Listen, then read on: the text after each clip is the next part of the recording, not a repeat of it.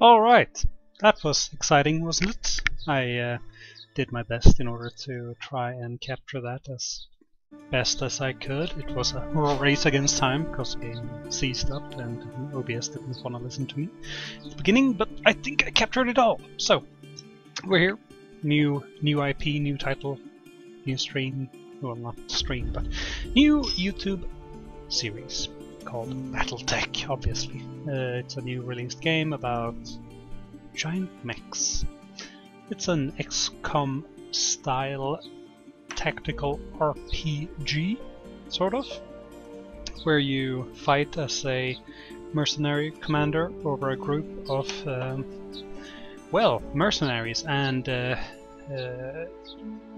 giant BattleMech pilots called Mechwarriors. So, I don't really know a lot about Battletech as a whole. It's I know it's more than 20 years old. It's this game is based on a board game, and it's been represented in other fashions through the Mechwarrior games and Mechwarrior Online and other things like that. But this is sort of a prelude to those games, as far as I've understood it. God damn it, there's people outside making rocks. I'm sorry if you heard that. So, well, as I said, this is a prelude, and we'll figure it out as we go along. So we will make a new campaign right now and push forward. Now, I warn you, the tutorial is very long, and I don't really know how large the files of this video will be. The CK2 videos I record are usually 2 gigs big. The Stellaris videos I record are usually somewhere between 800 megs and 1 gig. It all depends on length and, I don't know, the engine of the game, so it'll be interesting to see how long these are gonna be. I am Kamea of House Arano, I'll shut up now. High Lady of the Oregon Reach, Protector of Coromadir, and the Sword of Restoration. But I am not a hero, no matter what the stories say. A hero would have sacrificed more, compromised less. A hero would have done better. You know this, of course. You were there. My father used to tell me stories about the ancient times. About the Star League, a golden age of prosperity, upheld by the great Mechwarriors of old, guardians of the innocent, protectors of the peace. I always dreamed of following in their footsteps. I was too young to see the truth of things. After all, it wasn't heroism or a noble cause that won me the throne. It was hiring a mercenary, skilled enough, perhaps ruthless enough, to carry the day. Hiring you. I still don't know if you fought for honor or for the thrill of it, for belief in my cause, or just in my money. But whether it was your noble heart or mercenary mind, your actions gave us hope. That makes you a hero in the eyes of history. Whether you believe it, that's up to you.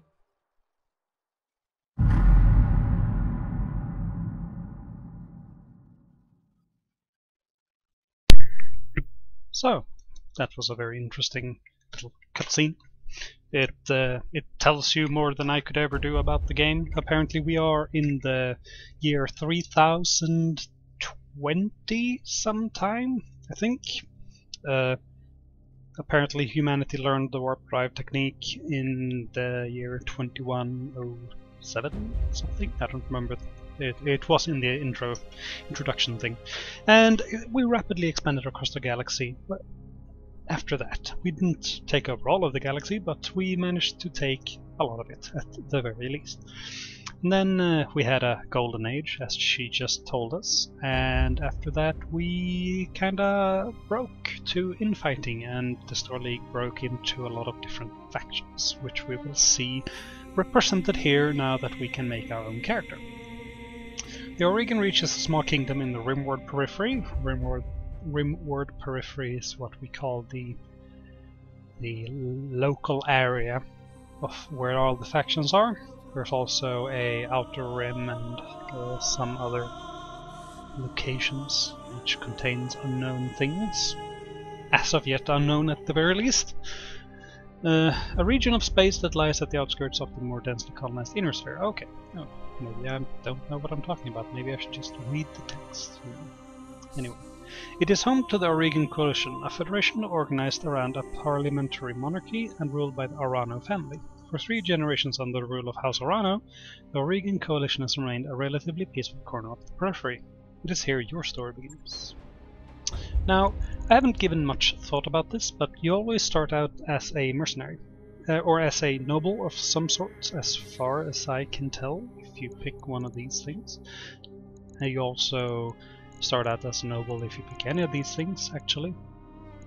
Now that I think about it, even though maybe it shouldn't start you out as a nobleman, but it doesn't matter. Let's just get to it.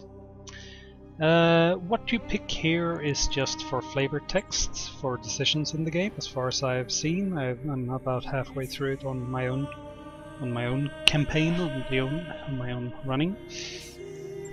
So I've only seen maybe 7 or 8 prompts where I had an option to pick something different, something that is flavored by my character's background. So as far as I know, it doesn't impact the game very much, but it does impact it a little bit.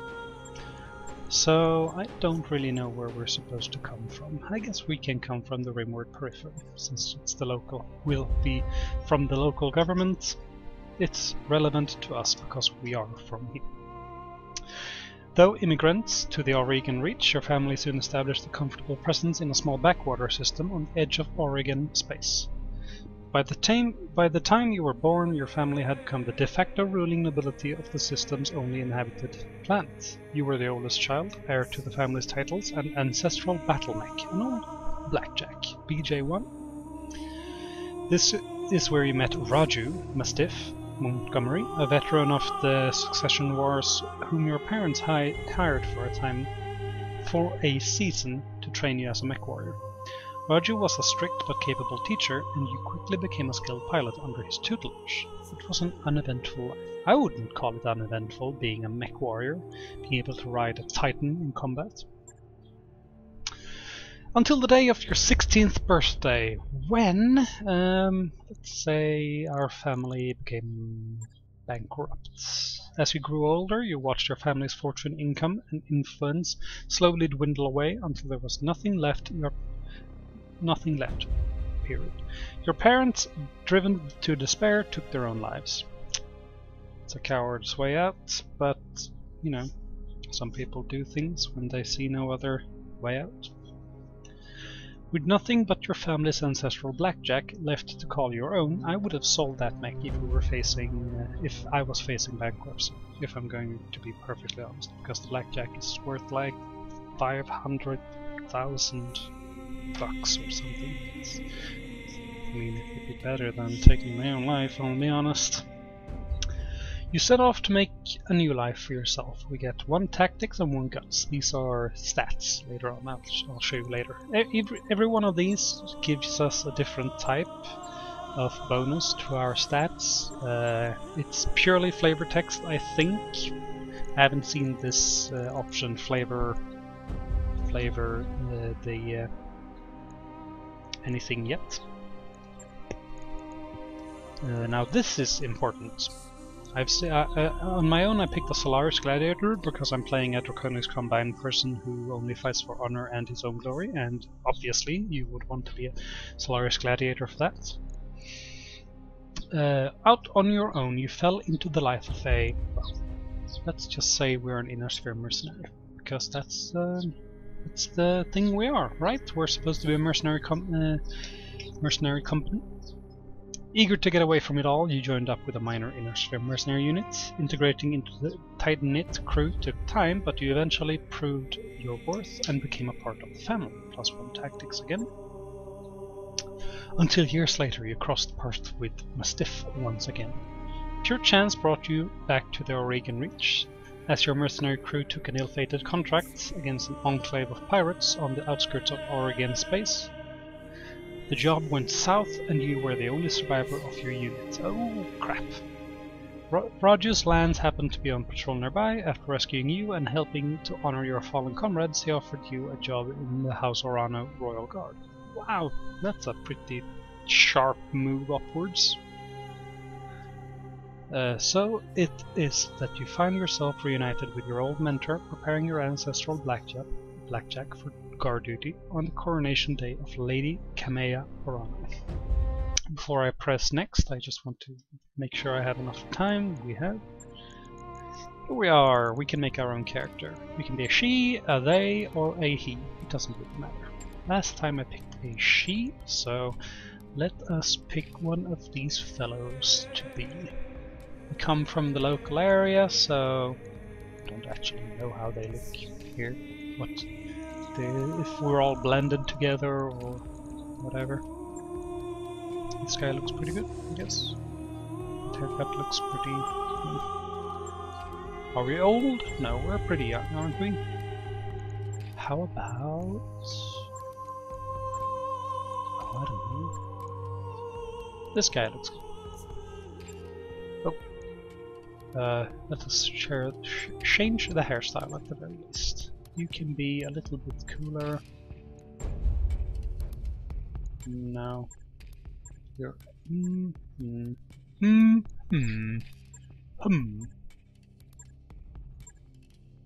Let's get the Caesar haircut. Yes.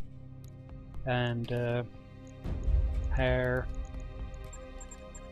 Mr. Blonde. I want to be a true Roman. There isn't.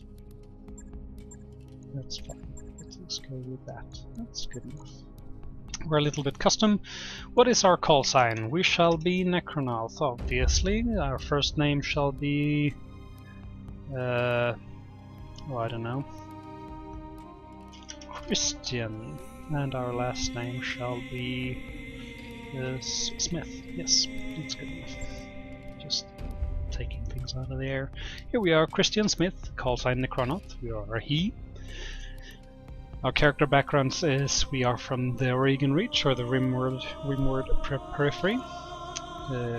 Our family went bankrupt, and we ended up as an inner sphere mercenary. We have 2 gunnery, 2 piloting, 4 tactics, and 3 guns. And gunnery affects how good you are at hitting things. Piloting affects how good you are at hitting melee things. Tactics are how good you are at hitting things at a range, and guts is essentially just improving your stability as a pilot. It's more like if you take a lot of damage, you can take more damage before you die or get knocked out. It's important. All of these things are very important. Here comes another cutscene, so I'll be quiet now.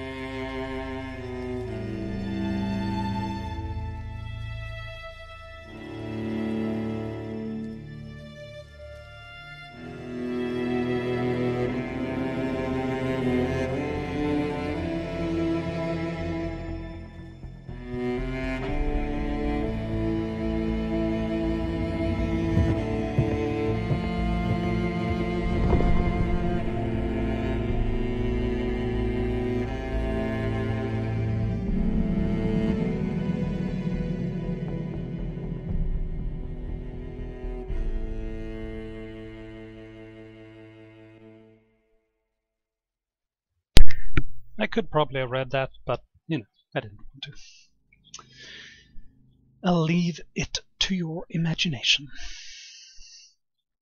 Orano Summer Palace, 08:53 local time.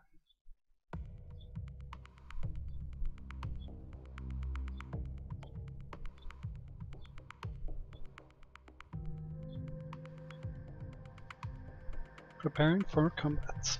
This is the tutorial. And it's probably what we're gonna have to go through with for this video and maybe the next. I don't really want to rush anything. I want to show you all of the things, but there's a lot to explain. There's like so many different things to explain. I don't think I'll be able to do it all, especially since we only have a few minutes left of this video, but I will do my best. Command interface initiated. We can move mouses to the edge of the screen or use WASP. We can use the Q and E to rotate the camera. Let's... Oh, okay, Necronoth. I have the Espinosa refit yards rush the repairs of your Blackjack. Looks like it's all in one piece, but we should run some diagnostics on it just to be sure. Standard field tests, you know the thing. More importantly, though, I want to tell you more about the job I brought you here to do. Here to do. Now do me a favor and get that BattleMech moving. Let's see if there are any kinks in the actuators. What I was doing before he so rudely interrupted us with our job. This is what our BattleMech looks like in the, well, not flesh but metal.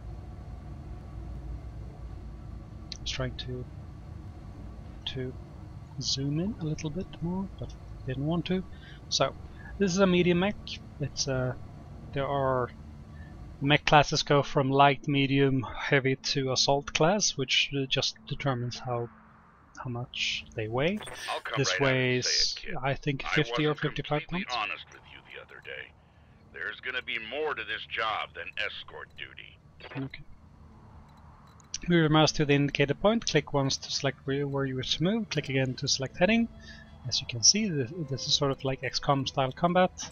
Let's move up here and look at that direction.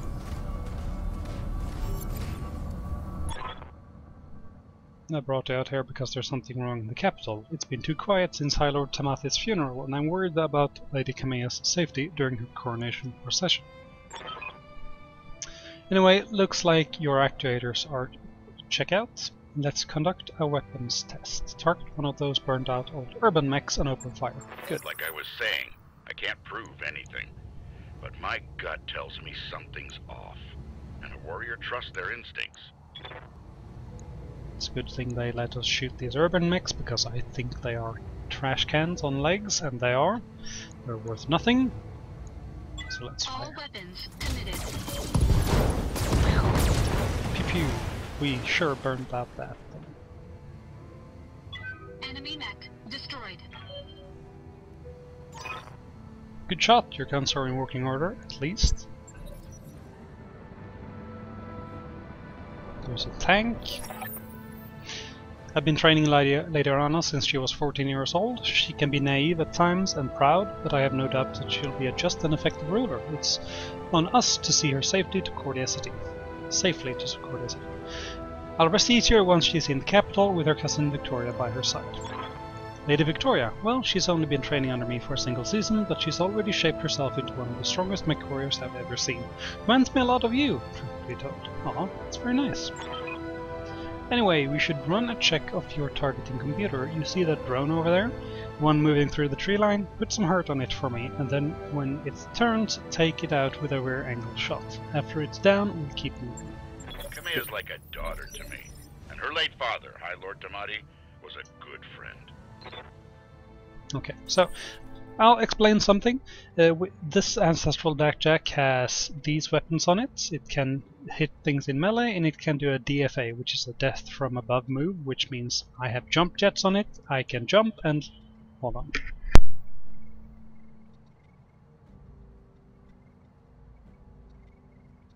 Sorry, there was a large freight train coming through, and it was messing up everything. I couldn't hear myself think.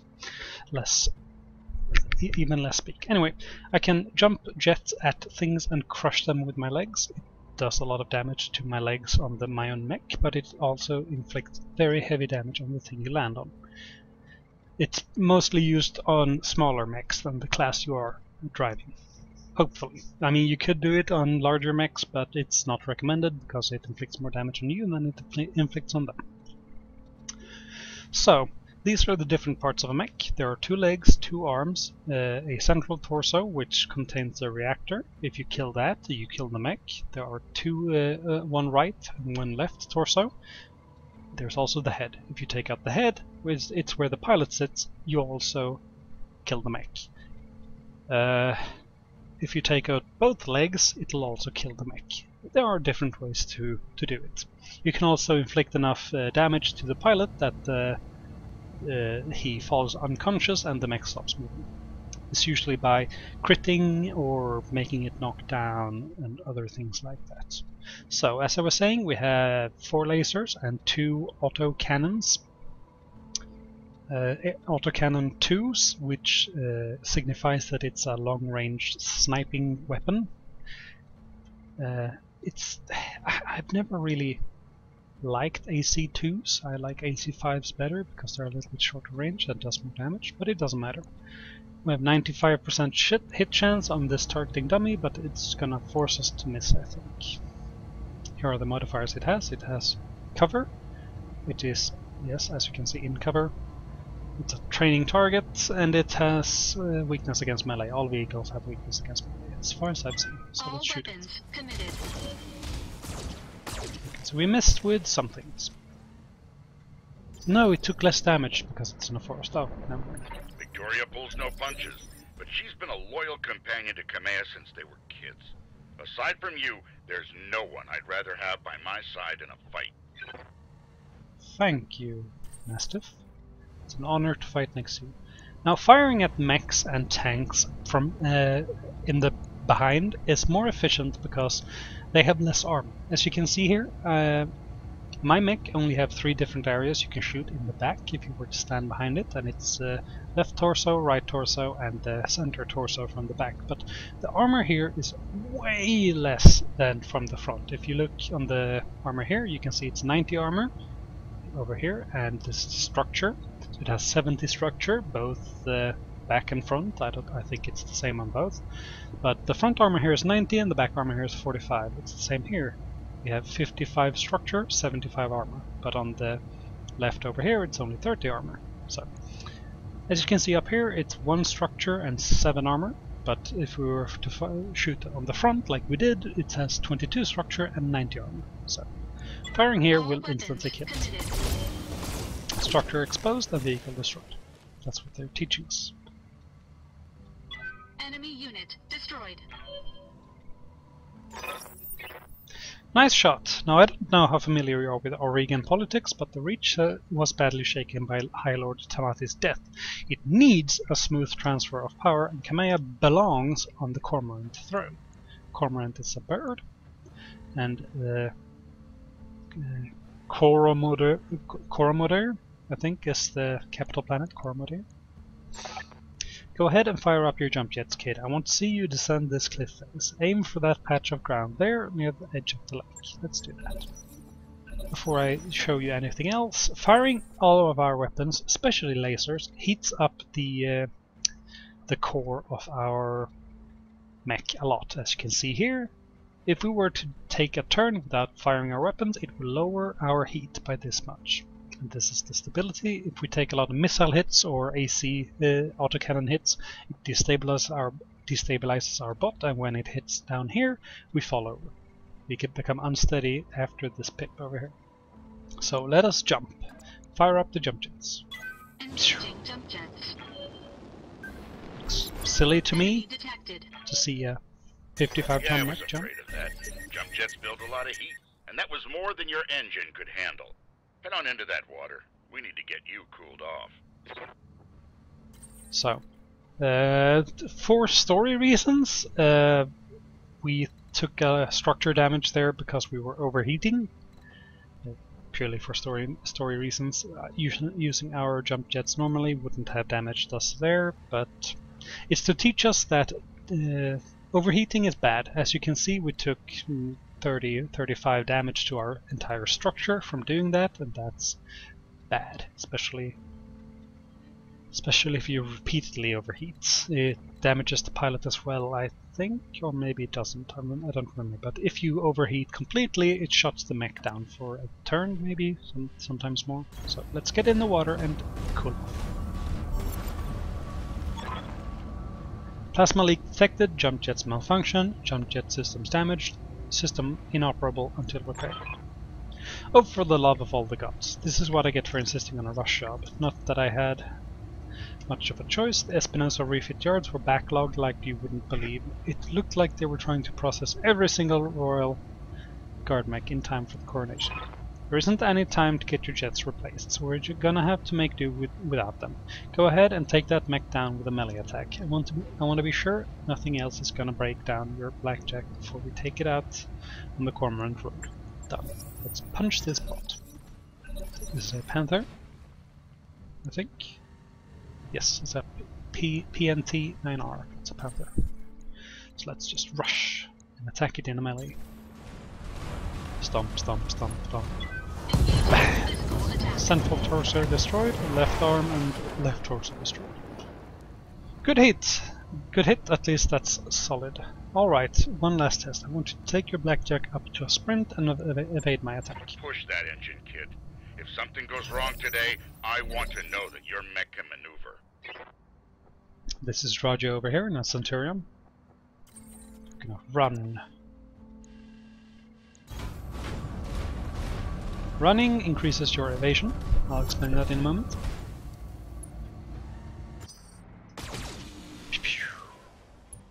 Good. Before I read this, this is a board game or a tactical type of game, which means that it's not a you can't evade things like a real-time strategy game, but when you move on your turn, it gives you evasion pips. It's to make yourself known as a moving target, and it will make you harder to hit. But if people shoot you repeatedly, it removes those evasion pips because, well, you're being targeted. So, congratulations, Necronoth. Your blackjack's as combat ready as it can be, given the circumstances. For what it's worth, I hope that my suspicions turn out to be unfounded, and we end the day having a good laugh about what a paranoid old man I've become. But if not, then I know that you'll be ready. Alright, it's time to move out. Lady Arana is waiting for us at the mech bay. An impressive display, Sir Raju. Of course, this Mechwarrior was a student of yours. I'd expect them to know their way around a cockpit. Is that innuendo? I don't know. Let's move over here.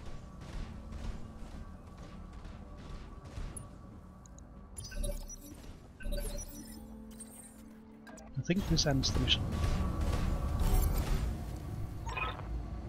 Necronoth, allow me to introduce Kamea Arano, the soon-to-be High Lady of the Oregon Coalition. Is Lady Victoria on this chat? For the time being, my father has summoned me to the Picton docks. I have a fleet inspection and a tour of the family refit yards to preside over before the coronation. Behold the responsibilities of a noble daughter, a fount of tedium that never runs dry. Know the feeling, cousin. By this time tomorrow I'll be responsible for the entire reach. Give my best to your father, and don't be late for the tourney. The gambling dens are already taking bets on how long it'll take me to cripple that customized monstrosity you pilot. Laughing, ha ha ha ha. Bold words, cousin, but the only victory they'll be celebrating is mine. You may be ascending the throne today, but my Kaga is more than a match for the family heirloom that you call a BattleMech, and in the arena I reign supreme. We'll see, cousin, we'll see. At any rate, I will see you at the tourney grounds. Sir Raju, I'm ready to go when you are. Overland, along the Cormorant Road, as is Arano tradition. Aye, Kamea. We'll get you there in one piece. Necronoth, follow him behind me. And remember what I told you. Mission successful. There we go. And that's where we will end this episode, I think.